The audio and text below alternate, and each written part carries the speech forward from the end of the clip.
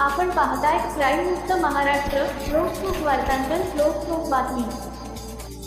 मित्राला केलेल्या मारहाणीचा जाब विचारण्यासाठी गेलेल्या तरुणावर टोळक्याने कोयत्याने वार करून त्याला जीवे मारण्याचा प्रयत्न केला. या प्रकरणातील सराईत गुण सोलापूरला पळून जात असताना स्वारगेट पोलिसांनी एसटी स्टँडला पकडले. याबाबत समर्थ राकेश सामळुखे वय 18 वर्षे राहणार संतोषनगर कात्रज यांनी भारती विद्यापीठ पोलीस ठाण्यात फिर्याद दिली आहे. त्यावरून पोलिसांनी सोन्या कांबळे, अमोल आडाम, अमोल मदनकर, गणेश दोडमणी चेक्का व इतर 2 अनोळखी यांच्यावर खुनाचा प्रयत्न केल्याचा गुन्हा दाखल केला आहे. ही घटना कात्रज येथील साईनगरमध्ये 17 डिसेंबर रोजी सायंकाळी 7:30 वाजता घडली होती.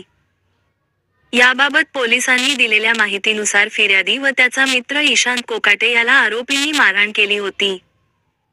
त्यांना जाब विचारण्यासाठी हे दोघे गेले होते.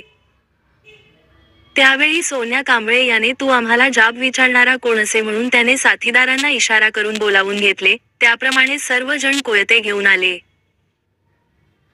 सोन्या कांबळे याने ईशांत कोकाटे याच्या मानेवर वार केला. तो खाली कोसळल्यावर फिर्यादी व त्याचे साथीदार जीव वाचविण्यासाठी पळू लागले.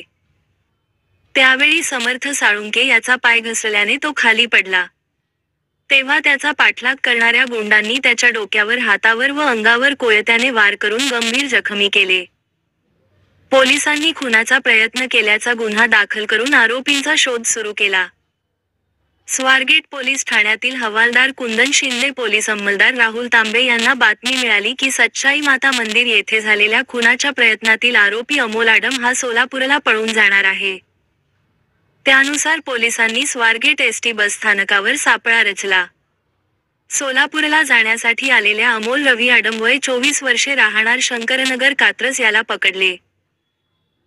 अमोल आडम हा सराईत गुन्हेगार असून त्याच्यावर भारती विद्यापीठ, येरवडा, विश्रांतवाडी, कोंढवा या पोलीस ठाण्यांमध्ये अपहरण, खुनाचा प्रयत्न, जबरी, चोरी, गंभीर दुखापत यासारखे अतिगंभीर स्वरूपाचे गुन्हे दाखल आहेत. नुकताच तो स्थानबद्धतेतून सुटून आला होता. गुन्हा दाखल होताच तो पुन्हा फरार होत असताना पोलिसांनी त्याला पकडले. ही कामगिरी पोलीस आयुक्त अमितेश कुमार सह पोलीस आयुक्त रंजन कुमार शर्मा, अप्पर पोलीस आयुक्त प्रवीण कुमार पाटील, पोलीस उपायुक्त स्मार्तना पाटील, सहाय्यक पोलीस आयुक्त दीपक निकम, वरिष्ठ पोलीस निरीक्षक युवराज नांद्रे, सहाय्यक पोलीस निरीक्षक राहुल कोळंबीकर, सहाय्यक फौजदार संजय भापकर, पोलीस अंमलदार कुंदन शिंदे, शंकर संपते, सागर केकाण, राहुल तांबे, श्रीधर पाटील, सुधीर इंगळे, सतीश कुंभार, विक्रम सावंत, रफिक नदाफ, शरद गोरे यांनी केली आहे.